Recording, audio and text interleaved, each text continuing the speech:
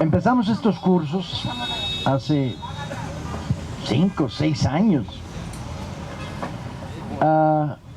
Pensábamos que el tema fundamental era el debate sobre la experiencia de lucha de la gente, los largos movimientos que habían sucedido y que habíamos vivido personalmente entre los años 60, los años 70 hasta nuestros días. Y fuimos poco a poco descubriendo que sí era uno de los temas importantes, pero que el otro gran tema era el debate sobre la historia. Y es curioso, pareciera como, bueno, la historia está en los libros de texto, está en la educación básica, está...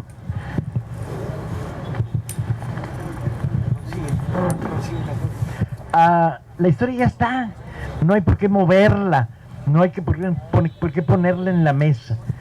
Y curiosamente la respuesta y la experiencia era justo la contraria. La historia hay que ponerla en la mesa. Entre otras cosas, porque este país había sufrido a lo largo de los últimos 50 años un proceso gangsteril de destrucción de la historia como un instrumento popular. O sea, la historia se había vuelto o patrimonio de los libros de texto y esas pinches cosas que llaman ceremonias cívicas, que todo aquel que tenga más de 20 años la recuerda, que se trata de ponerte en el pinche sol en el patio de la escuela para que te fumigues ahí, mientras otro recita poemas pinches y se levanta en el mástil mi bandera. O la historia era un recetadero de lugares comunes, fechas, nombres de batallas que no significaban nada para el que la estaba escuchando. O la historia era patrimonio de los historiadores, los especialistas.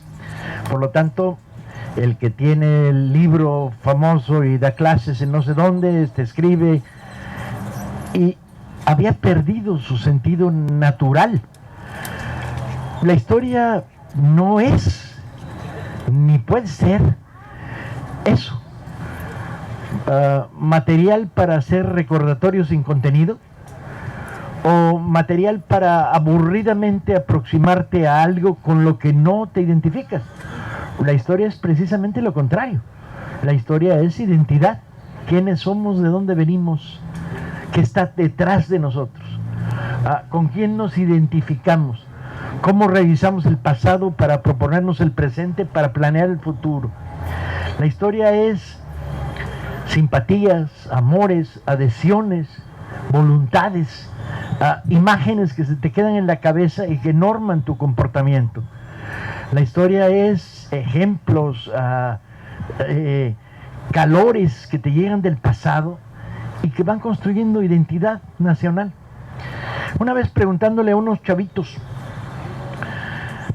de sopetón, nomás para ver qué reacción tenía, ¿quién es Mariano Escobedo? Uno de ellos, muy simpático, contestó: es un nombre de calle en la colonia Polanco, donde hay un chingo de refaccionarias de automóviles. Y yo dije, tiene razón, a eso han reducido a mi general Mariano Escobedo, a un pinche nombre de calle en Polanco, además en territorio burgués, chinga, ¿sí? Donde hay muchas refaccionarias de automóviles. Si hubiera estado en Monterrey hubiera sido más pinche, porque me hubieran dicho: no, es el nombre de un aeropuerto, güey. Sí, vale.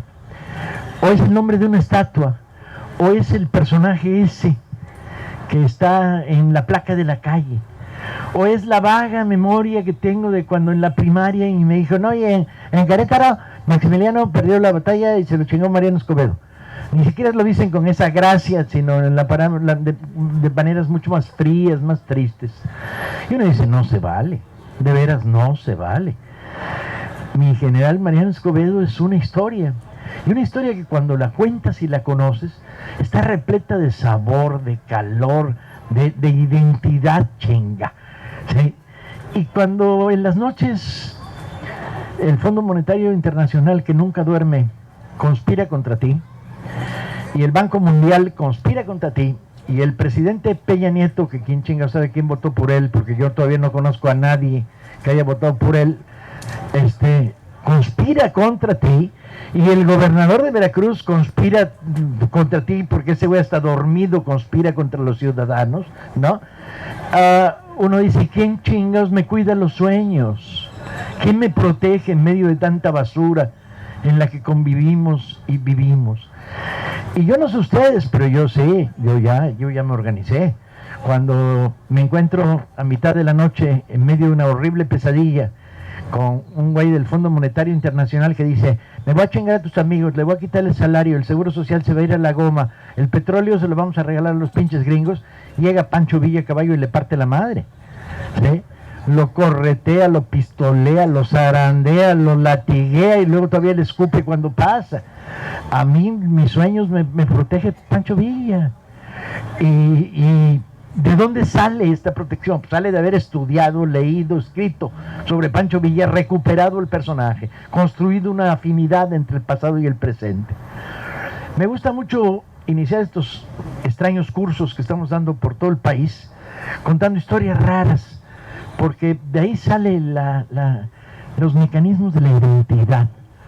Cuando yo era niño, y nadie diga, ¡ay, cuál es un chingo!, ¿no? Porque aquí hay algunos que son de mi pinche recua, y que, porque afortunadamente Morena tiene una composición muy chingona, que es el sector Morena Rucos, que somos un chingo, ¿no?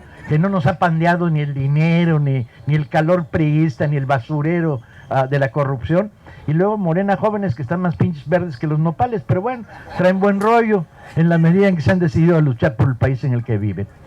Entonces, cuando era niño, me llevaron al Museo Nacional de Antropología, mi maestra, y me puso enfrente de una figura ahí horrorosa, medio simiesca, era como mono, se parecía al presidente de la República en esos años, que era Díaz Ordaz, y me dijo, este es el origen de la mexicanidad. Era el hombre de Tepexpan. Y era una cosa aterradora, camaradas. Lo mirabas, te miraba, lo mirabas, te miraba. La pinche pelo le salía como de esta altura. Y tenía una frente de este pinche ancho. Y las cejas le subían hasta por acá. Y tenía la mirada así como si hubiera estado pedo todos los días de su maldita vida. Con lo cual es medio absurdo, porque yo sepa, el pulque tiene una manufactura posterior a la etapa neolítica del hombre de Tepexpan. El pulque es más moderno que el hombre de Tepexpan, pero ese güey se veía como si hubiera estado pedo toda su vida, con brazos largos, chueco. Y yo decía, puta, ese es el origen de la mexicanidad. De ahí venimos, ¿no? Y pues eran las primeras huellas humanas encontradas en lo que sería territorio mexicano. Y era el origen de la mexicanidad. Al paso de los años, descubro, uno, que el hombre de Tepexpan nunca existió, que las huellas arqueológicas encontradas, una vez que se analizaron, demostraron que la curva del pelvis del hombre de Tepexpan era femenina y no masculina. O sea, o era el travesti hombre de Tepexpan, o era la mujer de Tepexpan, chinga, ¿no? Y que una vez que se hizo una nueva reconstrucción facial, pues no era tan fea, coño. O sea, no era para mi Sinaloa, pero no era para mi Televisa, ¿no? Y entonces la mujer de Tepexpan era la mujer de Tepexpan. Y eso empezó a reconciliarme con la idea de la mexicanidad, de dónde vengo, de la mujer de Tepexpan. Pero luego la cosa se puso muchísimo más chingona. En la misma estratificación, el mismo nivel de la excavación, habían descubierto lanzas de madera petrificadas. Y a unos pocos metros había los restos de un mamut. Ergo, ni era niño y si era niña. Segundo, no había muerto yendo a lavarle la ropa al gañán de su marido en el río, ni estaba recogiendo frutas porque eran recolectores. Ni madres, era una cazadora de mamuts. Entonces la cosa estaba poniendo a toda madre. ¿De dónde vengo? Pues de una cazadora de mamuts. El origen de la mexicanidad era una cazadora de mamuts. Total que cuando, habiendo apreciado el descubrimiento, escribí un texto, lo publiqué, que tuvo bastante circulación. yo decía, bueno, pues ahí hay una especie de identidad, ¿no? Con la cazadora de mamuts. ¿Tú no sufriste al hombre de Tepexpan? No.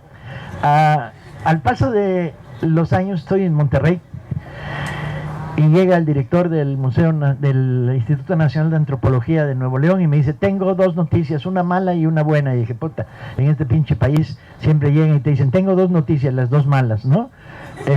Y le digo, échalas en chinga. Me dice, no es la primera. Le digo, no. Me dice, no, acabamos de descubrir hace 6 meses unas huellas anteriores a la mujer de Tepexpan. Y esa es la noticia mala, la primera. La buena es mujer también. Que bueno, está toda madre. Y mejor, le pusimos la Dama de China. Fíjense qué bonito nombre, la Dama de China. Porque la habían descubierto en el municipio de China, Nuevo León. Y todavía no hemos podido hacer reconstrucción facial, pero la Dama de China. Y le digo, ¿y la noticia mala? La noticia mala es cuando estábamos en el proceso de la cuadrícula de la excavación. Las excavaciones arqueológicas se hacen con cuadrícula de hilo para ir viendo el nivel y que está en el mismo nivel y ven si había cacharritos de barro o no había cacharritos de barro, bla, bla, bla. Y llegaron unos güeyes. Se bajaron de unas camionetas blancas con AK-47 y dijeron, a chingar a su madre. Y el director de la excavación dijo, somos el Museo Nacional de Antropología, somos, sí, bien, esto está mejorando,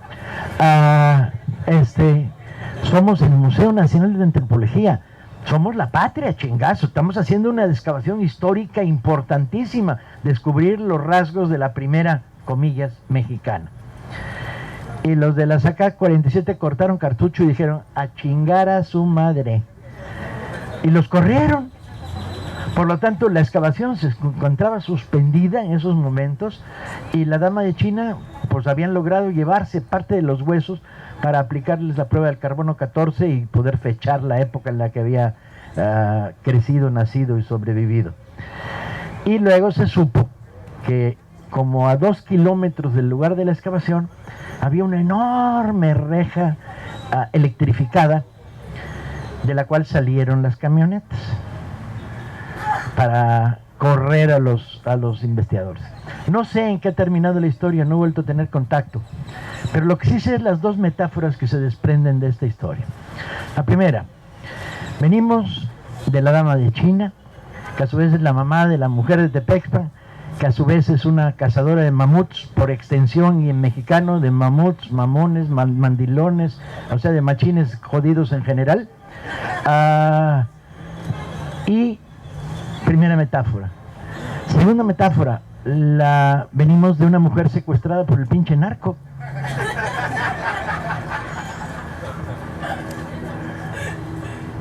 ¿Qué les acabo de contar? Les acabo de contar un incidente menor y absolutamente intrascendente en la historia de México. Sin embargo, no se les va a olvidar a ninguno de ustedes. ¿Sí? Y de vez en cuando se lo van a repetir. Y si tienen un hijo que les va a decir, el hombre de Tepexpan es pendejo, la mujer de Tepexpan. Y si su marido se pone muy machín, de repente le van a decir, abusado, güey, que somos cazadoras de mamuts, no cualquier cosa, ¿no? Acabamos de construir un mecanismo de identidad. El remoto pasado ha llegado al remoto presente con una intensidad tan particular, tan tierna y tan entrañable, que de repente el pasado se forme parte de la tela con la que hacemos el presente. Así se construye una serie de mecanismos de identidad de la historia.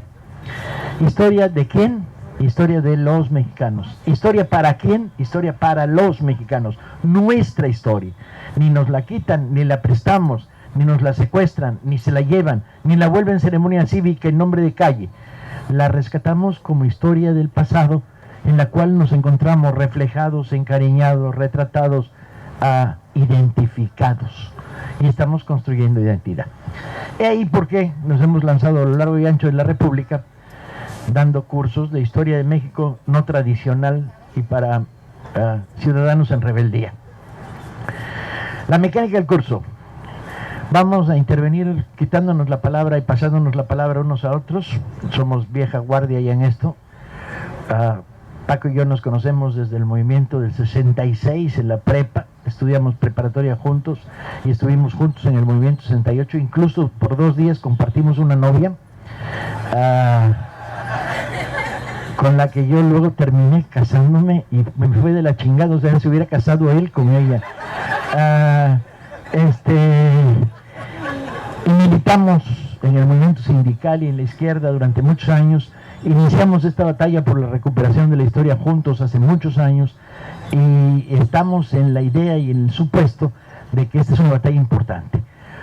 A veces pensamos que Morena es algo que se construye sobre el acontecimiento inmediato, la lucha inmediata. En este caso particular, la fundamental e importantísima batalla por recuperar Veracruz para el pensamiento crítico y la libertad. Este estado secuestrado por un montón de canallas de tercera división, mediocres, por una narcoburguesía que no merece ni que la miremos a la cara. Hay que rescatarlo. Los ojos del país miran a Veracruz con una enorme atención y Veracruz ha puesto a lo largo de la historia de México muchas veces el ejemplo de cómo levantar con dignidad, ¿sí?, su pasado, su presente y su manera de entender la sociedad y la vida. Sino además porque creemos que no solo hay que estar en la coyuntura y en la lucha política y apoyando a los maestros y a los sindicalistas, impidiendo los despidos de los trabajadores petroleros y derrotándolos en las urnas donde quiera que se pueda, sino además porque pensamos que urge que formemos al movimiento. O sea, urge que todos nosotros vayamos adquiriendo mayores conocimientos, mayor información, leyendo, discutiendo, avanzando en construir una conciencia política de izquierda.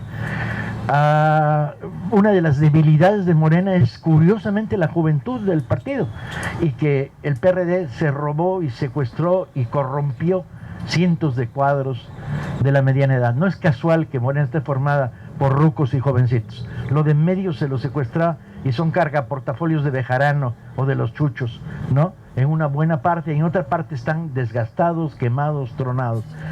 Y esta ausencia de cuadros políticos nos debilita. Y entonces, bueno, uno de los elementos en la formación de estos cuadros, no el único, pero es uno fundamental, es el debate, la discusión y la formación.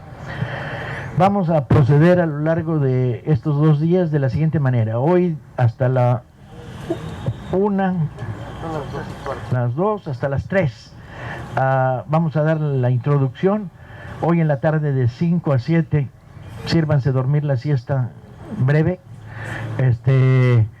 Vamos a echarnos la segunda parte. Vamos a intentar cubrir en el día de hoy la historia de México hasta la Revolución Mexicana. Y mañana en Tuxpan vamos a tratar los años, el cardenismo y la reconstrucción de los años 60, el 68 hasta la irrupción del nuevo cardenismo de Cuauhtémoc, la ruptura con el PRI, etcétera, la transformación, y luego terminar mañana en la tarde en Tuxpan con un análisis de coyuntura. Por lo tanto, están invitados no solo a echarse la de Poza Rica, sino a agarrar el Dodge Patitas que tienen y transportarse a Tuxpan para seguir mañana.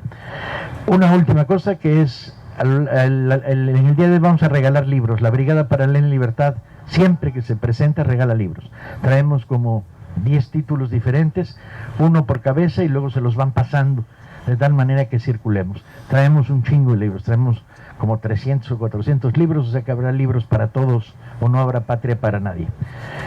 Y hasta ahí.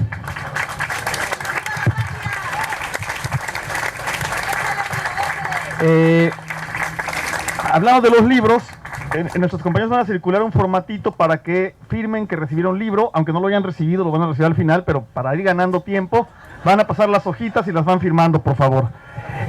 Porque si no, no va a haber libros para los siguientes, porque tenemos que comprobar ante quienes donan los fondos para los libros que en efecto se regalan, no se venden. Hay otros libros que sí se venden, que son los nuestros, están acá, los libros de las novelas de Paco Pérez Arce, algunas obras de Taibo y un par de libros míos, esos se venden, están acá. Los que se regalan son estos que van a ser regalados. Entonces sí les pedimos que firmen. ¿Cómo empezar? Me gustaría empezar diciendo que yo soy veracruzano. Mi padre nació en Tuxpan, mi madre en Osulhuama, toda la familia de mi madre es de la Huasteca. Yo nací en Coatzacoalcos porque mi padre trabajó muchos años en Pemex, y aunque no me crié en el estado de Veracruz, pues tengo raíces en Veracruz y nací en Veracruz. Y me duele que Veracruz, al que vengo con mucha frecuencia, a ver a la familia materna, a ver a los amigos que tengo en muchos lugares de Veracruz, pues sea en este momento el símbolo de los 17 periodistas y de los 7 juniors confesos de violación que se pasean impunemente por la calle. Y ese es el símbolo del Veracruz de hoy. Pero es el símbolo del Veracruz de los de arriba. El símbolo del Veracruz de los de abajo es el de los maestros que en efecto, en uno de los pocos estados que lograron detener los efectos reales de la reforma educativa, de los indígenas de la Sierra de Songolica que no han parado de luchar por la tierra y por los derechos indígenas, de los despedidos de petróleos mexicanos que están resistiendo en el sur y en el norte del estado permanentemente en contra de la política neoliberal que los está despidiendo. El Veracruz del pueblo organizado, ese es el verdadero Veracruz que queremos. Y en estas batallas, les acabo de mencionar 3 o 4 batallas que estamos dando en este país en este momento. Hay una batalla por la dignidad y la seguridad, ¿sí? Esta es la que representan los 17 periodistas y los 7 violadores, que en este momento, para desgracia de los veracruzanos, parecen ser el símbolo de Veracruz, del Veracruz, de Duarte y de Yunes, ¿sí?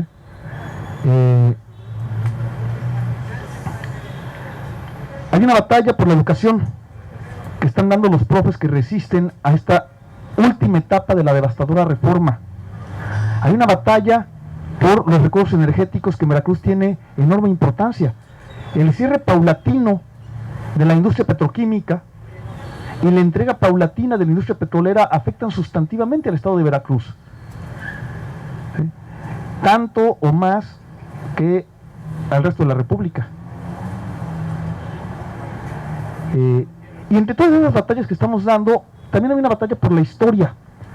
Esta batalla por la historia tiene significado político. No es nada más que la historia neoliberal pripanista o prianredista, yo ya no sé cómo es, ¿sí? Que la historia neoliberal prianredista, que es una historia distinta de la priista tradicional. Los que tenemos más de 40 años aprendemos de la historia priista tradicional, la de una historia fincada en héroes de pistola al cinto, todos machos, desmovilizadora porque la historia está fincada en torno al héroe y no a la gente, y una historia que legitima al Estado priista y lo presenta como heredero de las grandes luchas nacionales y convierte las grandes luchas nacionales en estatuas inútiles, en el se levanten el mástil mi bandera y en esas cosas que decía Paco hace rato.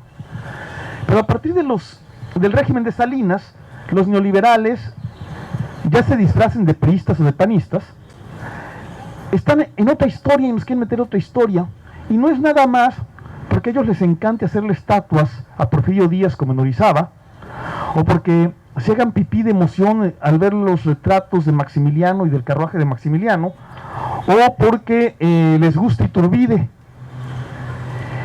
No es nada más porque odien, y cada vez que estos historiadores y publicistas hablan de Hidalgo, de Morelos, de Juárez, de Villa y Zapata y de Lázaro Cárdenas, no es nada más que los odien y que los detesten. Tiene sentido. No voy a entrar en detalle, vamos a ir entrando en detalle sobre quiénes son estos personajes y por qué son banderas de una o de otra cosa. No es nada más que a ellos les gusten Iturbide, Maximiliano, Porfirio Díaz, y no se atreven a decirlo en voz alta, pero también Gustavo Díaz Ordaz. Y que a nosotros nos gusten Hidalgo y Morelos, Juárez, y la generación de Juárez, por supuesto, ¿sí? Villa y Zapata, y Lázaro Cárdenas, o para decirlo en veracruzano, Guadalupe Victoria, aunque haya nacido en Durango, pues es veracruzano, ¿sí? Guadalupe Victoria, Ignacio de la Llave, Herón Proal, Heriberto Jara, Úrsulo Galván, incluso de Alberto Tejeda, Eberto Castillo, ¿sí? Para decirlo en veracruzano. No es casual que a ellos les gusten unos y a nosotros otros. Lo que tiene que ver este debate, esta batalla por la historia, tiene que ver con los significados de la historia. ¿Por qué les gusta Porfirio Díaz y por qué le hacen estatuas a Porfirio Díaz? ¿Por qué dicen que Porfirio Díaz es el mejor héroe que ha dado a la patria? ¿Sí? Porque les gustan 3 cosas de Porfirio Díaz. Les encanta el palo largo y la mano dura. Es decir, el gobierno capaz de reprimir al pueblo y de tener al pueblo sometido. ¿Sí? Segundo, porque les gusta el autoritarismo en el que unos cuantos gobiernan. Los intelectuales de la derecha lo dicen abiertamente, intelectuales como Héctor Aguilar Camín, como Macario Esquetino, tristemente veracruzano, y como otros, que dicen, cuando el pueblo se mete en la historia solo destruye. Cuando México avanza es cuando el pueblo sale de la historia y de la política y se la entrega a los que sí saben, a las élites, a los científicos porfiristas, a los tecnócratas neoliberales, que son los únicos que saben conducir al pueblo. Así abiertamente lo dicen. Entonces les gusta de don Porfirio, primero, el autoritarismo represivo. Segundo, el autoritarismo excluyente y el gobierno de solo unos cuantos. ¿Sí? Tercero, una política económica entreguista y de privilegio, una política que favorece a las grandes compañías internacionales, las mismas compañías petroleras de los años 20 y 30 que saquearon impunemente la riqueza mexicana con base en el robo de tierras, en el asesinato de propietarios, cosa que se vivió muy seriamente de aquí de Poza Rica hacia todo el norte del estado en los años porfiristas y posrevolucionarios. Son las mismas compañías a las que ahora Peña Nieto quiere de regreso en México, ¿sí? Y que beneficia a unos cuantos, la política del privilegio, que unos cuantos se enriquezcan y luego vayan a esconder sus fortunas a Panamá, ¿sí? Por eso les gusta Díaz. Pero también tiene un corolario esta batalla por la historia. ¿Por qué dicen que Hidalgo era un criminal y un cura que se dejó llevar por el frenesí y solo un destructor? ¿Por qué dicen que Juárez era un traidor a la patria? ¿Por qué dicen que Lázaro Cárdenas era un corrupto entregado a los gringos? Todo ello sin bases y mintiendo. ¿Por qué dicen eso? Porque lo que están diciendo es, todos son iguales. Todos los que ha habido en México han sido corruptos, tranzas, culeros, gandallas e hijos de puta. Entonces, ¿qué de malo tiene, qué de raro hay en que nos gobiernen corruptos, gandallas, culeros e hijos de puta como Duarte o como Yunes? ¿Sí? Nos están diciendo todos son iguales. Y nosotros desde la historia, con fundamento, les respondemos, no señor, no todos son iguales. La corrupción no es parte de la naturaleza humana, como dijo en célebre discurso el jefe visible de la mafia del poder, Enrique Peña Nieto. Así lo dijo, la corrupción es parte de la naturaleza humana. No está diciendo todos somos corruptos, está diciendo tú eres corrupto, tú eres corrupta, tú eres corrupto. Nosotros decimos, no, yo no soy corrupto, pero no solo los políticos no son corruptos. Nosotros te podemos demostrar que ha habido presidentes de la República como Juárez y Cárdenas, secretarios de Hacienda como Guillermo Prieto y Matías Romero, o como Eduardo Suárez, generales con mando de tropa como Santos Degollado y Jesús González Ortega, caudillos revolucionarios que están al frente de toda la economía de una región completa, como Pancho Villa y Emiliano Zapata, que nunca se embolsaron un peso. Entonces, no todos son corruptos, no todos son iguales, ¿sí? Y no, por supuesto que no, cuando el pueblo se moviliza no destruye. Cuando este país ha roto las inercias y ha avanzado, es porque el pueblo se organiza, porque el pueblo lucha, y porque el pueblo echa a esos de arriba, que ahorita sí son iguales, a la peor generación posible. Ni siquiera la generación de Santana era tan canalla, tan miserable y tan corrupta, tan entreguista gratuitamente, como la generación que encabezan Enrique Peña Nieto a nivel nacional y Duarte a nivel local.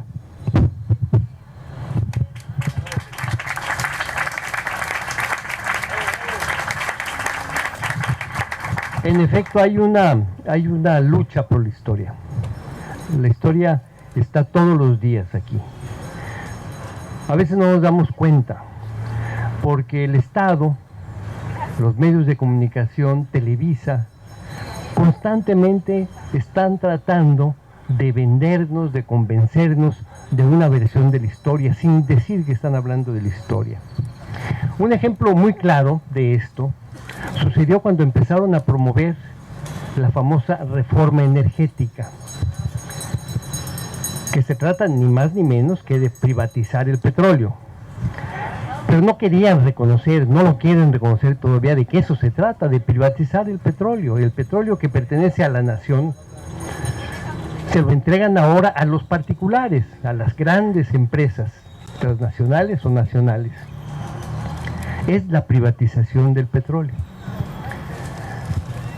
tan sabían que el pueblo de México estaba en contra de eso, que el pueblo de México no quería la privatización del petróleo, que no se atrevían a utilizar la palabra privatizar.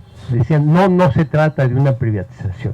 El petróleo sigue siendo mexicano, solo que se lo entregamos a las empresas privadas. Bueno, ese era su discurso. Y en ese punto nunca convencieron a los mexicanos. A pesar de que lo pasaron por la Cámara de Diputados y por la de Senadores, nunca convencieron al pueblo mexicano. El pueblo mexicano está en contra de esa privatización. Entonces ellos recurrieron a la propaganda utilizando la historia, tergiversándola, por supuesto.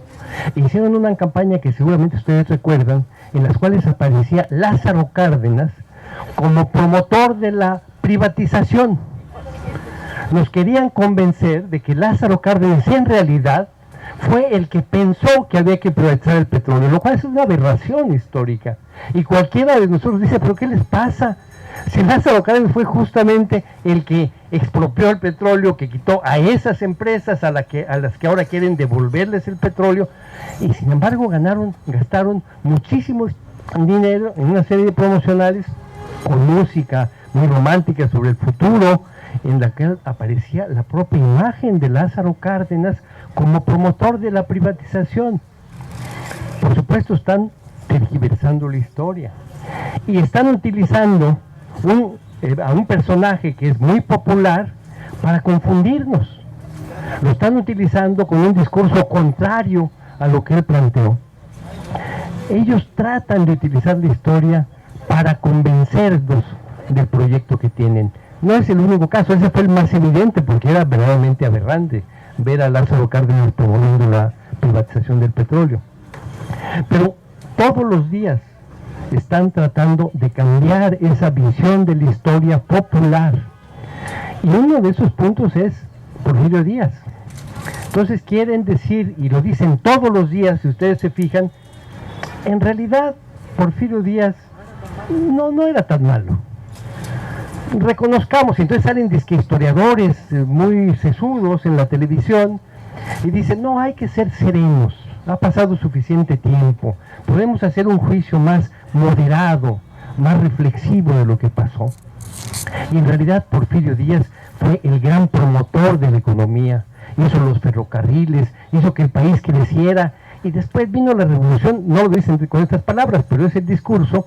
Luego vino la revolución y echó a perder todo esto, todo este camino de progreso que representaba Porfirio Díaz fue interrumpido por una serie de revolucionarios que desordenaron todo. Entre ellos, por supuesto, los campesinos, que fueron la fuerza principal, dirigidos por Zapata y por Villa, y muchos otros líderes regionales, pero que desde su punto de vista vinieron a interrumpir el progreso. O sea, un discurso totalmente porfirista.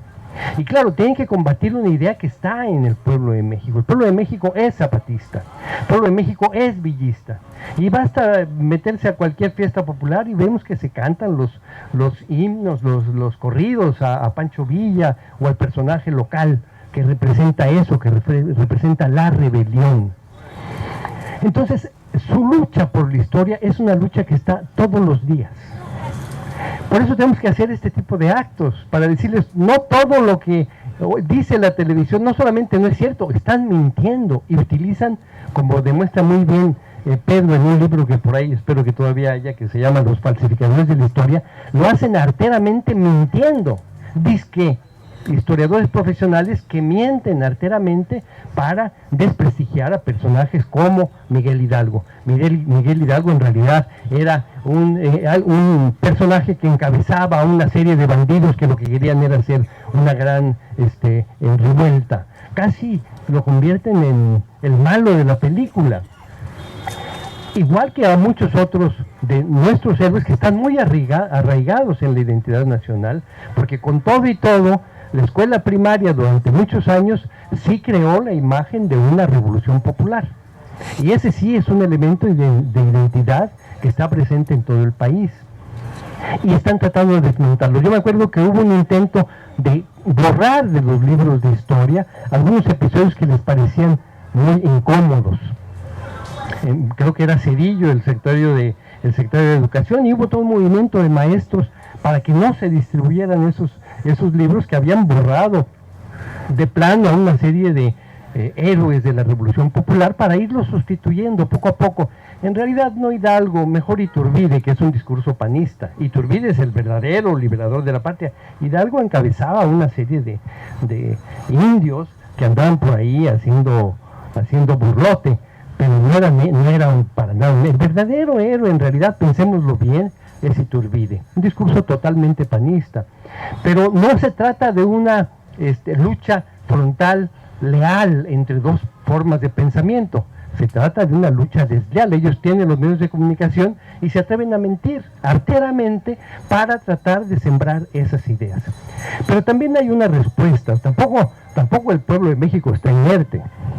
Y hay una respuesta, y en ciertos momentos críticos es una respuesta de masas. Y las masas, los movimientos de masas toman una bandera de la historia y también participan en la lucha por la historia. Solamente por mencionar un ejemplo que es muy evidente, es el de la rebelión indígena en el 94 en Chiapas, que se levantan encabezados por un cuerpo, un ejército que se llama Ejército Zapatista de Liberación Nacional. Es decir, el pueblo chiapaneco, los indios que se levantaron, se estaban identificando con un líder de la revolución de 1910. No era gratuito, es una lectura de la historia que hacen los indios de Chiapas cuando se levantan contra el gobierno en aquel entonces de Salinas de Gortari. Y como este episodio en el cual el pueblo participa en la lucha por la historia, hay muchos episodios. Por ejemplo, en el movimiento estudiantil de 1968, en un momento en el cual los estudiantes en las manifestaciones salían con los íconos de la revolución juvenil, que eran el Che Guevara, o que era Angela Davis del movimiento negro en Estados Unidos, o que era Ho Chi Minh, el líder del pueblo. Perdón. Eso fue causa del sabotaje.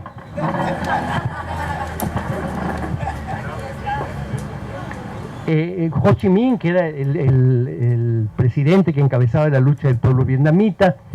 Esos eran los íconos que sacábamos en las manifestaciones del 68, y entonces hubo una acusación del presidente Díaz Ordaz y de todos sus voceros de que era un movimiento que en realidad estaba inspirado en héroes extranjeros, que estaba pagado por intereses extranjeros, etcétera, etcétera. Y en un momento determinado, en septiembre del 68, el movimiento decidió, para acallar estas críticas, hacer una manifestación en la cual no sacamos a los íconos extranjeros, guardamos las imágenes de Che Guevara, guardamos las imágenes de Ho Chi Minh, etcétera, y dijimos, ahora vamos a sacar a los héroes mexicanos.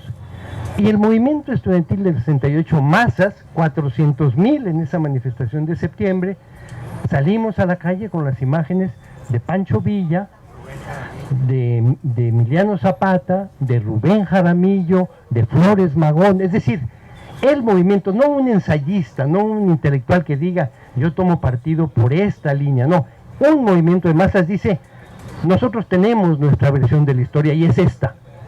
No sacamos a Carranza, ni a Calles, ni a Obregón, sacamos a Villa, sacamos a Zapata, sacamos a héroes más recientes que no eran reconocidos, como Rubén Jaramillo, e incluso Lázaro Cárdenas salió a relucir ahí. O sea, había una versión de la historia asumida por un movimiento de masas. Igual que en el 94 los zapatistas, y en muchos otros momentos, no todos los días, pero en momentos críticos, el pueblo necesita volver la mirada hacia su historia y ver con quién se identifican y con quién no. Porque no es una historia lineal, no es como quisieron en la versión priista de la historia de bronce, poner en la misma galería a Villa con Obregón y a Zapata con Carranza. Ahí estaban como la misma cosa, como los héroes de la revolución que conducían a un gobierno, el gobierno priista. No, cuando el pueblo en un cierto momento crítico voltea y ve la historia, toma partido y expresa su punto de vista de esa manera. Entonces yo creo que es muy importante que tengamos claro que la lucha por la historia es todos los días. Ellos nos están todos los días tratando de vender una versión que es la versión contraria a los intereses populares, en las cuales quieren sacar al pueblo como actor principal de la historia, que lo es, y dejar algunos personajes, deturparlos, criticarlos superficialmente y valorar a otros. Eso es, compañeras y compañeros, todos los días en la televisión. Por eso es muy importante tener claro que estamos en esta guerra, que es una guerra en la que luchamos por muchas cosas, las cosas del presente, pero también necesitamos tener claro que estamos luchando por la memoria, por la memoria. Ellos quisieran que no tuviéramos memoria. Y a cada rato lo dicen también, no, hay que ver hacia el futuro. ¿Para qué estamos viendo hacia atrás? Somos un país que tiene que ver hacia el futuro. Muy recientemente, en la coyuntura de la lucha por la aparición de los 43 normalistas de Ayotzinapa, el discurso obsesivo, sistemático del gobierno era, ya dejemos lo que está en el pasado, hay que superar ese trago tan amargo y tan doloroso, hay que ver hacia el futuro. Todo el tiempo lo están diciendo. Nosotros hay que decirles no, la memoria juega un papel muy importante, no solamente en nuestra identidad, sino en nuestra actuación de todos los días. Por eso es importante estudiar la historia críticamente, no creer tal como están las cosas en el libro, aunque sea de Paco Ignacio. No hay que creerlo puntualmente, hay que ponerlo a crítica. Y una vez que lo sometamos a crítica, digamos, esta es la versión que nos interesa, hay que pensar en eso. Y esa batalla, pues tenemos que darla a todos. Nosotros tratamos de convencer a nuestros compañeros, a todos ustedes, de que estén atentos. La lucha por la historia, la lucha por la memoria es importante y hay que darla todos los días. Bien.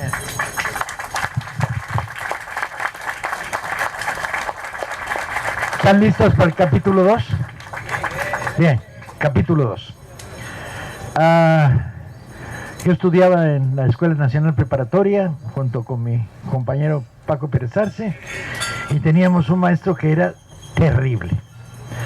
Daba clases a las 7 de la pinche mañana. A esas horas no sé ustedes, pero yo estoy convencido de que todas las calles las están apenas poniendo, o sea, las calles las empiezan a poner por ahí de las 8, ¿no? O cosa por el estilo. Y este güey daba clases a las 7. Y además de eso, era un corrupto. Era diputado suplente del PRI. Qué raro, ¿verdad? Y vendía sus apuntes. Unos apuntes mimeografiados, todos cochinos, en mimeógrafo chafa, a 50 pesos de los de entonces. Y el que no compraba los apuntes no pasaba de año. Y los apuntes eran horrorosos. ¿Quién chingados sabe quién se los había hecho, no? Y daba clases terribles, monótonas hasta la madre. Se sentaba y leía los apuntes. Entonces ya era con una voz además pinchísima. Las batallas de Morelos. Cuando Morelos sitió Cuautla en 1812, estaba en desventaja respecto a las veces. Puta, a las 7 de la mañana. Y en aquellas aulas de la Escuela Nacional de Preparatoria con sillas de paleta, iba sintiendo cómo se iba durmiendo la raza. Los que tenían más suerte se dormían sobre la paleta, los que tenían menos suerte se caían de la pinche silla y se oía una voz críptica que decía, azotó la res. Entonces, en aquellos días gloriosos, el compañero Bustamante, mejor conocido como la Bruja, inventó un método para animar un poco el pinche cotarro, pues estaba asqueroso aquello. Y el método era, se conseguía un palo como 3 metros y medio, se sentaba hasta atrás, y cuando veía que alguien empezaba a desvariar y a irse de ladito, como la compañera así que es así, de ladito, nos picaba el culo. Y entonces veías que en las primeras filas, de repente, a mitad de las batallas de Morelos, la segunda batalla de Cerro Cuadra, ¡tum!, se elevaba un cabrón ahí. Una compañera se elevaba de repente en su silla de paleta, estimulada por el brillo de la historia. Yo odiaba a Hidalgo, odiaba a Morelos, odiaba la independencia, me valía madres. Yo era un joven adolescente de izquierda radical que decía, Ho Chi Minh y el gobierno chin chin chin. Y además Ho Chi Minh me latía un chingo porque fumaba como chacuaco, ¿no? Hidalgo, al paso de los años, la reacción del 68, que fue muy potente, me obligó a volver hacia Hidalgo. Y tuve la fortuna de caer en el libro de Castillo y Ledón, la mejor biografía de Hidalgo de los años 30, abrirlo y descubrir la frase que decía, y entonces el cura don Miguel hablaba 7 lenguas. Y la frase me sorprendió enormemente. Habían logrado desidentificarme con el pasado. Mis relaciones con la independencia valían madre. Yo no venía de ahí, no era lo mío. Y la idea de las 7 lenguas me resultaba muy atractiva. ¿Cómo? Tenemos un padre de la patria que hablaba 7 idiomas. ¡Wow! Y entonces me puse a ver qué idiomas hablaba.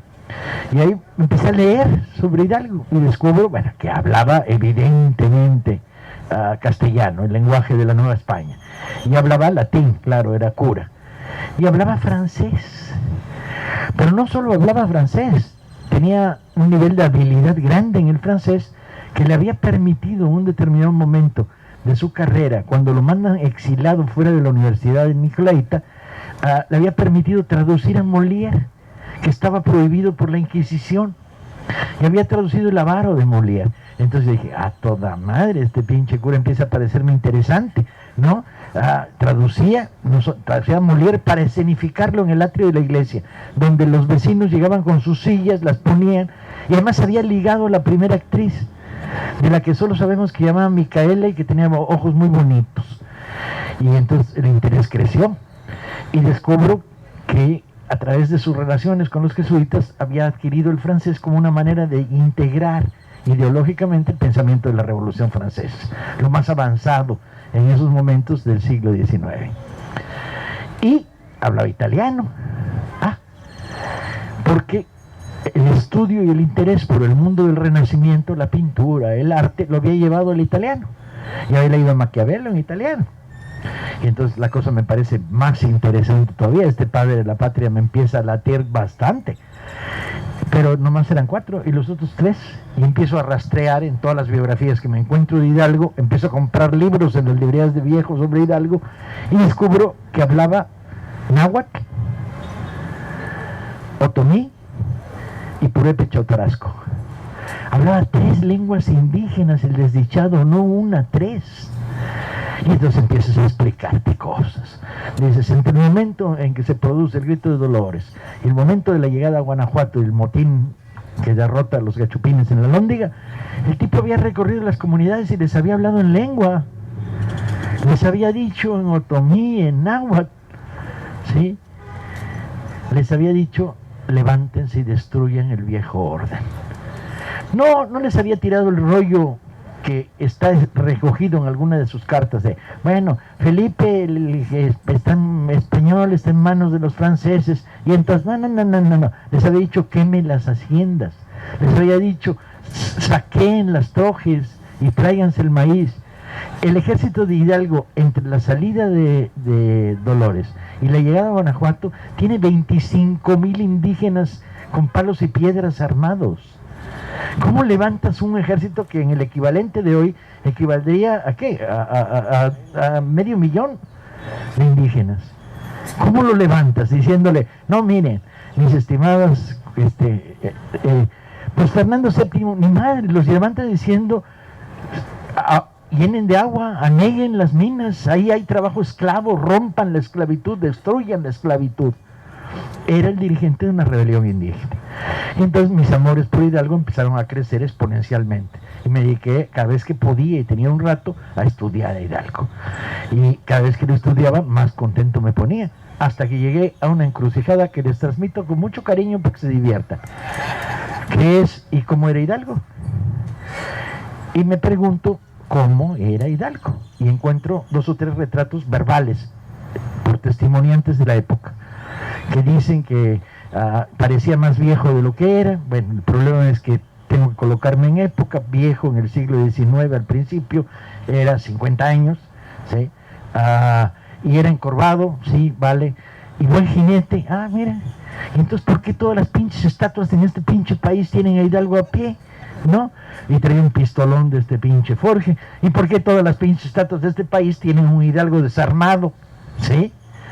Y el estandarte. Y entonces, el estandarte. Y entonces descubro en las crónicas directas de la época cómo Hidalgo llega a Totonilco y se va directo a una pared. Y dice, ese.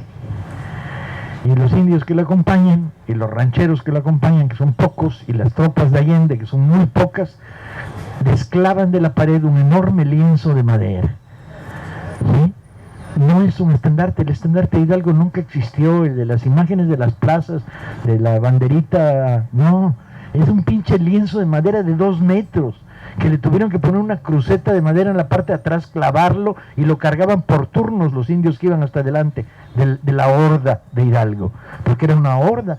No había disciplina militar de ningún tipo, lo poquito organizado eran los dragones de la reina, que Allende había, a través de una larga conspiración, organizado para el levantamiento. Lo demás era plebe vulgar y corriente, ¿sí? Eran hombres, mujeres y niños con taparrabos y descalzos. Y esta horda avanza con una virgen. ¿Por qué esa? ¿Por qué fue directo a esa? Y nomás la veces, pues nomás faltaba, eligió una virgen morena. Sí, lo tenía clarísimo, está eligiendo a la Virgen de un levantamiento popular indígena, con composición fundamentalmente indígena. ¿Y qué ocurre? Reacción inmediata de la colonia española. Esos traen una virgen, nosotros vamos a poner otra, lo cual demuestra que el catolicismo es politeísta, como todo el mundo sabe, ¿no? ¿Y qué virgen eligen? Pues la Virgen de los Remedios, porque es muy milagrosa, que está en el santuario de Azcapotzalco, porque dice que había impedido 2 inundaciones, pero uno lee las crónicas de la época y pura madre, las inundaciones habían hecho pomada a Azcapotzalco en aquellos años, o sea que de milagrosa pura madre, la Virgen de los Remedios. Pero tenía un defecto, era de este pelo, la de Hidalgo, 2 metros de grande y morena, y esta una virgen española de 50 centímetros, ¿no? Y entonces la ponen bajo palio y raso y cortinajes de oro, y adelante un Hernán Cortés y un Cuauhtémoc tomados de la mano, porque desde aquella época existían los falsificadores priistas de la historia, se llamarían de otra manera, y el hijo de su chingada madre de yerno, que era el Slim del siglo XIX, manda hacer 10,000 estampitas de la Virgen de los Remedios para que se las cosan en el corazón del uniforme los soldados realistas o en la gualdrapa del sombrero. Y luego se las vende, claro, porque era el Slim de la época, no las regalan, las vende al gobierno virreinal. Y entonces la Virgen de los Remedios. Y entonces ves el duelo de las vírgenes. Y esto está repleto de una simbología clarísima de qué lado estamos. Y yo, que soy ateo, soy muy pinche ateo, a los 5 años se me ocurrió pelarme con un cura y decirle, ¿por qué no reparten los bienes del Vaticano? Y el güey no me dio ninguna respuesta. Y entonces le dije, ¿y por qué no dejan fumar en las iglesias? Y el cura dijo, niño, tú no fumas. Y dije, no, pero voy a fumar un chingo cuando sea grande. Me compré mi Virgen de Totonilco y la tengo mi camiseta de la Virgen de Hidalgo. Porque la Virgen de Hidalgo está más allá del fenómeno religioso. Creas o no creas en uno o en otro Dios, lo que sí crees es un cura rojo que levantó una multitud de indígenas desarrapados para destruir revolucionariamente el orden colonial. Y ando muy orgulloso con mi Virgen de Totonilco y mi camiseta de la Virgen, lo cual me vuelve el último de los marxistas guadalupanos, ¿no?, que hay en este país. Pero los símbolos son claros. Y entonces de aquella época surge la famosa, los insurgentes que eran cabrones, hacían volantes en la Ciudad de México, ¿no?, y los imprimían y decían, bueno, pues ustedes traen a la Virgen de los Remedios, pues nosotros traemos a la Virgen de Guadalupe. Qué poca virgen tienen por el tamaño. De ahí sale el qué poca madre tienen, que luego se volvería popular en el lenguaje hablado del país. Y llego a la curva de salida y como era Hidalgo, y descubro que el retrato tradicional de Hidalgo, hecho por Ramírez, pintor de la corte de Maximiliano, un pintor de gorditas rubencianas en los techos del castillo de Chapultepec, horrible, güey.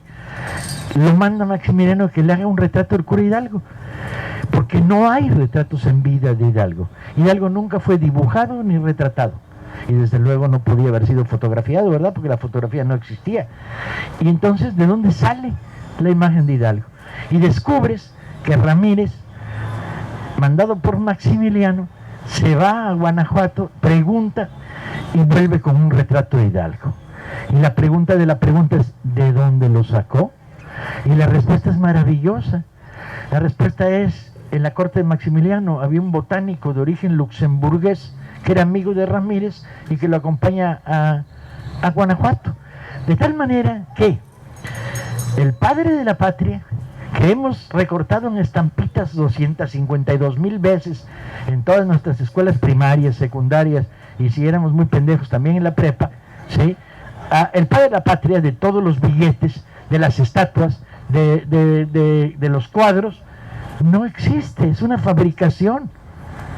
Y hay una cierta correspondencia en cuanto a que sí, era bastante calvo, esto lo sabemos por las crónicas de época. Solo hay una muestra, que es una estatua de este tamaño que está en el castillo de Chapultepec, que entre otras cosas te da un rasgo distintivo que nadie de los que luego hicieron la imagen de Hidalgo te lo cuenta, que tenía la nariz ganchuda, no recta, ¿sí? ¿Y los ojos? Porque Ramírez lo pinta con los ojos verdes en el primer cuadro.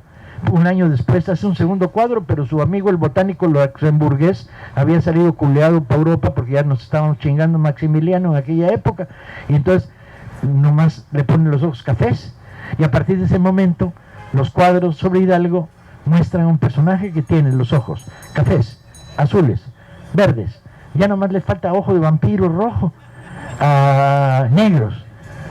Entonces, una de dos, o nadie lo sabe, o es el inventor de los pupilentes. Nuestro padre de la patria es el inventor de los pupilentes. ¿Se dan cuenta el nivel de falsificación? ¿Sí? En billetes de lotería, en imágenes, en falsas imágenes, en más falsas. Hemos estado reproduciendo un cura Hidalgo a la medida de una invención de un pintor imperialista y su amigo el botánico de Luxemburgo. La historia se calienta, porque entonces ¿qué te queda? Pues el verdadero Hidalgo, el que está más allá del retrato, de la imagen, ¿no? Y entonces vas descubriendo un personaje con una intensidad política encabronada, un rebelde social. Estás descubriendo al tipo que cuando se descubre la conspiración de Querétaro, que era la conspiración más repleta de chismosos, espías, etcétera. Hay por lo menos 7 delatores en el grupo de Querétaro, y además lo puedes leer. La documentación sobre Hidalgo hoy es muy buena. Puedes leer los informes de los espías que había dentro, ¿sí? No, yo no fui, no, yo no estaba, yo había ido a espiar, ¿no? Entonces vas viendo que cuando la conspiración se resuelve, el famoso recado de la conspiradora, que por cierto es que hay que estudiarlo, porque la conspiradora, la corregidora no sabía leer, no sabía escribir, sabía leer pero no sabía escribir. Entonces el recado de la conspiradora fue hecho con hojas recortadas de periódico y pegadas como retrato de narco, de secuestrador narco, ¿no? Las pegó. Llegó con un día de atraso porque el mensajero se empedó y se fue un jaripeo, ¿no? Y bueno, ahí tienes a Hidalgo en Dolores, diciendo: señor cura, la conspiración ha sido descubierta. Y llega el culero de Aldama y dice: huyamos. Y llega el culero de Abasolo y dice: huyamos. Y llega Ignacio Allende, que es el único que tiene huevos en esa pinche historia, y dice: ¿qué hacemos, don Miguel? Y don Miguel dice: siéntense a tomar un chocolate. Para todo en aquella pinche época se hacía con chocolate de por medio, ¿no? Y de repente se levanta y les dice: vamos a coger gachupines. De ahí que el término tiene una doble significación. Todos los mexicanos entienden que eso, ¿qué es eso de ir a coger gachupines? O sea, agarrarlos de las pinches orejas o darles para adentro, ¿no? Entonces, el Hidalgo inaugura el simbolismo de vámonos a coger gachupines, ¿no? Y es el tipo que se echa para adelante. La conspiración estaba destruida, no había tal, no tenía destino. ¿Sí? Y a partir de eso levanta junto con Allende un ejército popular indígena maravilloso, un ejército que cuando toman Guanajuato, y las crónicas son deliciosas, conforme más estudias a Hidalgo más te encariñas con él. Los indígenas que acompañan a Hidalgo van agarrando a los soldados virreinales, los voltean y les bajan los pantalones. Y uno de los oficiales de Allende les pregunta: oiga, el cura dijo que no había que saquear. Y dice: no estamos saqueando, estamos viendo si tienen rabo porque son el diablo.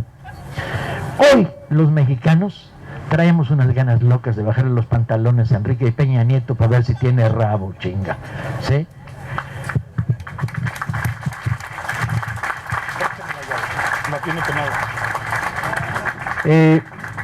Esta es la historia un poco contada desde el ángulo del caudillo, este caudillo maravilloso, al que va a seguir otro caudillo igual de maravilloso, del que yo creo que ya no vamos a hablar, pero que tiene la misma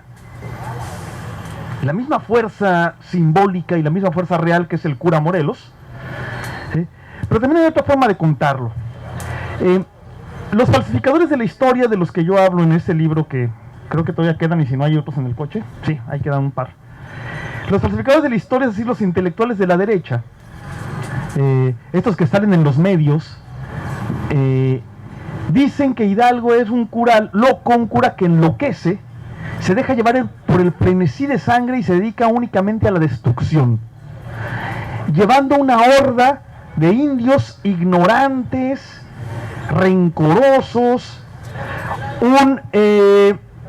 ovejas que solo lo siguen, borregos, porque el pueblo cuando se mueve solo se mueve sin saber por qué, manipulado, y este cura a su vez está manipulado por quién sabe qué intereses contrarios a los verdaderos intereses del país, y lo único que hace es ir destruyendo a su paso. Esta idea de los falsificadores está tomada de una historia revisionista que niega al pueblo. Hay historiadores académicos que han desmontado la idea del pueblo y para los cuales el pueblo no existe, no hay pueblo, y cuando sectores populares desposeídos participan únicamente como borregos y como carne de cañón. Son los historiadores profesionales los que hacen ese trabajo original para que luego los falsificadores y los propagandistas de la derecha digan que no hay pueblo y que cuando el pueblo se mueve únicamente manipulado, destruyendo y como carne de cañón. Yo escribo en La Jornada un martes sí y un martes no, y ayer presenté el libro de un querido colega, Luis Fernando Granados, que empieza justamente como empezaba casi Paco ahorita, ¿no? Incendiar haciendas, quemar archivos, liberar presos, cortar los cuellos de los amos de esclavos, sacar el trabajo de las minas. Ese es, en efecto, la revolución popular, y en efecto es la destrucción. En efecto, la horda de Hidalgo, que son, como dice Granados, un chingo de indias de pueblo, indios laboríos, mulatas, pardos, negros esclavos, rancheras, ¿sí? Hombres, mujeres, van destruyendo a su paso, ¿qué? Eso, el símbolo de la opresión y la economía de la opresión. Van destruyendo la economía extractiva, rapaz, simbolizada en la mina de plata, como 20 años antes los esclavos haitianos habían destruido el ingenio y la plantación azucarera, que simboliza su propia esclavitud y la extracción y el robo de la riqueza de Haití en beneficio de los imperios coloniales. En 12 días en el Bajío, del 16 de septiembre de 1810 al 28 de septiembre, Hidalgo va destruyendo. Hidalgo y este chingo de indios van destruyendo eso, ¿sí? Y destruyen un orden colonial basado en la opresión económica, en la opresión política, en la dominación política de un puñado, e incluso en la opresión cultural fundamental que te hacía distinto, que hacía que unos se sintieran castas, pardos, indios, inferiores. Y al ser inferiores, y al ser indios, y al ser castas, al ser pardos, incapaces de gobernar, y ya no digamos de gobernar, de decidir por sí mismos su destino. ¿Sí? Eso es lo que va destruyendo la horda revolucionaria de Hidalgo, y lo que demuestra también este libro, ya se nos había olvidado, creen que se nos olvidará, es que lo hace la gente conscientemente. No solo es consciente el cura Hidalgo. Esta gente toma la decisión consciente de rebelarse contra la esclavitud, contra la opresión económica manifestada en los tributos contra los indios laboríos y los indios de pueblo que no eran esclavos, ¿sí? Y contra la opresión que significa la desigualdad. Y en efecto destruyen destruyen, y eso está demostrado, un régimen de opresión colonial. Destruyen la esclavitud, la destruyen en la realidad, en la práctica, van destruyendo la esclavitud y matando a los amos de esclavos, pero también el cura Hidalgo y el cura Morelos declaran la abolición de la esclavitud so pena de muerte. En otros países más civilizados, donde no hay curas destructores como Hidalgo y Morelos, al liberar a los esclavos, se les paga a los amos de esclavos una indemnización, porque están quitándoles una propiedad. Es decir, los esclavos son su propiedad, están siendo, y entonces hay que indemnizar al propietario. Como la reforma agraria de Obregón y Calles, hay que indemnizar al latifundista, no como la reforma agraria de Zapata y Villa. Confiscamos todo y si el Senado se queda, encima lo fusilamos. ¿Qué indemnización? Ni qué la chingada, lo fusilamos. ¿Sí? Entonces igual acá, indemnizar a los amos de esclavo, a los que han llegado al extremo de tener seres humanos y comprarlos, venderlos y usarlos como cosas. No. Liberación inmediata so pena de muerte de aquel que no los libere. Inmediata y, repito, so pena de muerte. De eso se trata. Eso es lo que va destruyendo. Y destruye el tributo. El tributo, que es la forma de exacción, de robo más significativa contra los indios de los pueblos y los indios de los campos. ¿Sí? No solo lo van destruyendo en la práctica, en la realidad, sino que además, no solo lo van destruyendo en la práctica, en este camino de destrucción de 12 días, que luego se va a prolongar a Valladolid, a Querétaro, al Estado de México, a Jalisco, sino que además, otra vez, Hidalgo y Morelos declaran abolidos los tributos. Y en el México independiente, con todos los males que tuvo el México independiente, después de la consumación mediante un golpe de Estado por Iturbide, no hubo ni esclavos ni tributos. Y además Hidalgo y Morelos buscan la restitución de las pueblas a los de las tierras a los pueblos de indios. No lo logran. Así como las otras dos partes sí son victorias que se logran de manera definitiva, nunca más habrá esclavos, nunca más habrá tributos. No logran regresar las tierras a los pueblos, pero la proponen. Y declaran la igualdad ante la ley. Y lo van haciendo en la práctica y se hace en los papeles de Hidalgo y Morelos. Sí, están destruyendo ese orden montado en la esclavitud, en el tributo, en la economía extractiva de la mina de plata, en la desigualdad integral de los hombres. Sí destruyen, las revoluciones sí destruyen. Y en lugar de eso, incluso en el lugar más destructivo, que es el Bajío, este lugar donde se levantan un chingo de indios, ¿sí? Ahí incluso lo que muestra Luis Fernando Granados en este libro es, al final de todo lo que ocurre es que en lugar de indios esclavos y tributarios que se mueren de hambre cada vez que haya hambruna, que es una vez cada 5 años, o sea, que literalmente se mueren de hambre para alimentar a los amos y a las minas, para que de las minas salga la plata que alimenta a los imperios, en lugar de eso hay rancheros que se alimentan a sí mismos y que viven razonablemente bien y que además se sienten libres y se sienten mexicanos. Eso es lo que hacen las revoluciones.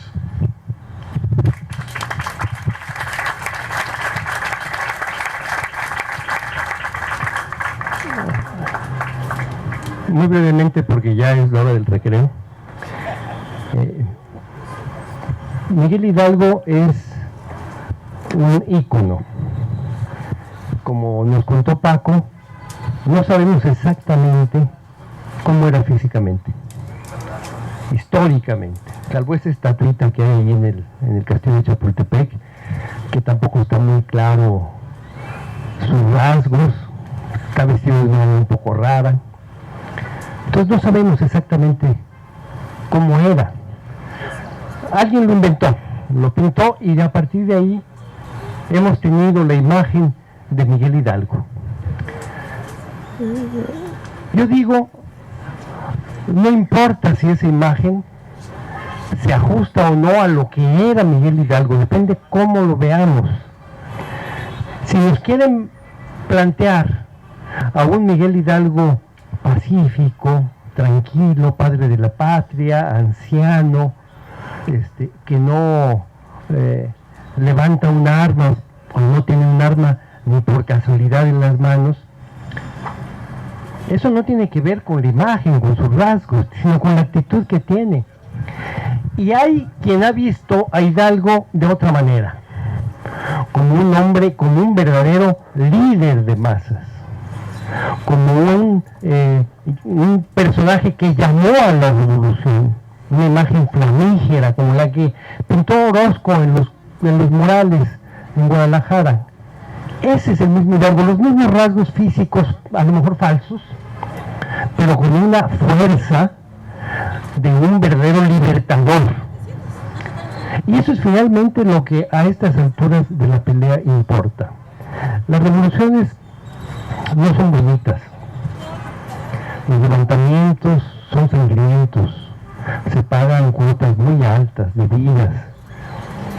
Por eso, entre otras cosas, ahora en estas condiciones quienes representan la violencia no son los que queremos cambiar el estado de cosas, ¿no? Aunque en algún momento se justificó hacerlo porque era un levantamiento espontáneo frente a condiciones intolerables. Cuando se levantaron los indígenas al llamado de Hidalgo, no era solo porque confiaban en Hidalgo, le tenían confianza y hablaba su lengua y lo respetaban, sino porque las condiciones de vida eran intolerables. Había que cambiar el sistema. Y la única manera que había para cambiar el sistema era con esa fuerza, con esa violencia de echar abajo a los explotadores. Esa es la historia. No es que nos guste promover la violencia o aplaudirla, esa es la historia. Es un levantamiento popular en contra de la opresión. Eso representa Miguel Hidalgo. Por eso no les gusta, porque representa la rebelión frente a un estado de cosas, de opresión, frente a el hambre impuesta por los opresores. Es un gran levantamiento popular y él lo representa. Y por eso Hidalgo es el padre de la patria, sí, pero ese padre de la patria, el que llama a la rebelión, porque las condiciones ya no son aceptables para los indios de aquella época. Yo creo que hay que reivindicar a Miguel Hidalgo. Con esa imagen, aunque sepamos ya ahora que nos platicó la verdad Paco, de que no es exactamente ese que está, no importa. Eso es lo que representa la rebelión del pueblo. Gracias. Cerramos, ¿no? Han pasado 200 años. ¿Y dónde está el DF? ¿Para allá? ¿Para allá? ¿Para allá? ¿Para allá? Pónganse de acuerdo, chinga. Para allá. Bien. Han pasado 200 años. Y hoy podemos mirar hacia allá, señalar con el dedo y decir lo mismo que Hidalgo decía cada vez que llegaba a una pequeña población. Abría la cárcel y les decía a los presos, y hay 10 testimonios sobre esto: hijos míos, al fin y al cabo era cura, su justicia no es nuestra justicia. Han pasado 200 años y miren si Hidalgo está vivo, que podemos retomar con toda plenitud la frase de su justicia no es nuestra justicia. Con esto termina la primera parte del curso.